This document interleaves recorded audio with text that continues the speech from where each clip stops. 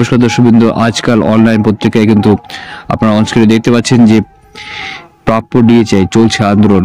এই নিয়ে কিন্তু ভাস্কর ঘোষ সংগ্রামী যৌথ মঞ্চে আহ্বায়ক কিন্তু একটা বড়সড় আপডেট দিয়েছে। সেটা হলো যে ডিএ এবং মর্গ ভাতার দাবিতে কেন্দ্রিক পরিস্থিতি ক্রমশ জটিল হচ্ছে এবং মাননীয় মুখ্যমন্ত্রী মমতা বন্দ্যোপাধ্যায় যখন 4% মাত্র ডিএ ঘোষণা করেছে, সেখান থেকে কিন্তু আরো বিতর্ক সৃষ্টি হচ্ছে। অর্থাৎ এই ডিএটা কিন্তু শুধুমাত্র ভিক্ষের দান রূপে প্রকাশ পাচ্ছে এবং এই ডিএর মাধ্যমে কিন্তু সামনে যে ভোটগুলি আছে সেই ভোটের মাধ্যমে কিন্তু এই যে রাজ্য সরকার কর্মচারীদের আন্দোলন থেকে বিমুখ করে এবং তাদেরকে ভোট আদায় করার একটা সুপরিকল্পিত কৌশল কিন্তু মাননীয় মুখ্যমন্ত্রী মমতা বন্দ্যোপাধ্যায় নিয়েছে, যেটা কিন্তু সংগ্রামী যৌথ মঞ্চের আহ্বায়ক এবং ভাস্কর ঘোষ সহ শুরু করে অন্যান্য নেতৃবৃন্দ কিন্তু ভালোভাবে বুঝে গেছে এবং এই আন্দোলনকে জোরদার আরও করা হবে এবং তারা জানাচ্ছে প্রাপ্য ডিএ সহ এবং 3 দফায় জানুয়ারিতে বৃহত্তর আন্দোলন কিন্তু করা হবে।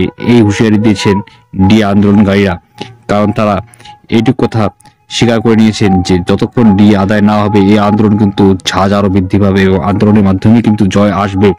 যে অল্প অল্প ডিএ দিচ্ছে এর মানে হলো যে রাজ্য সরকার জানেন সরকারি কর্মচারী ছাড়া কিন্তু তাদের কোনো কাজই সম্ভব নয় এবং ভোটের কিন্তু একটা বিশাল বড় ফ্যাক্টর কিন্তু সরকারি কর্মচারী সংগঠনরা করে থাকে। তো তাই ডিএ আদায়ের জন্য তারা প্রাণপণ লড়াই করবে এবং দারুণভাবে কিন্তু আন্দোলনকে আরো জোরদার করবে।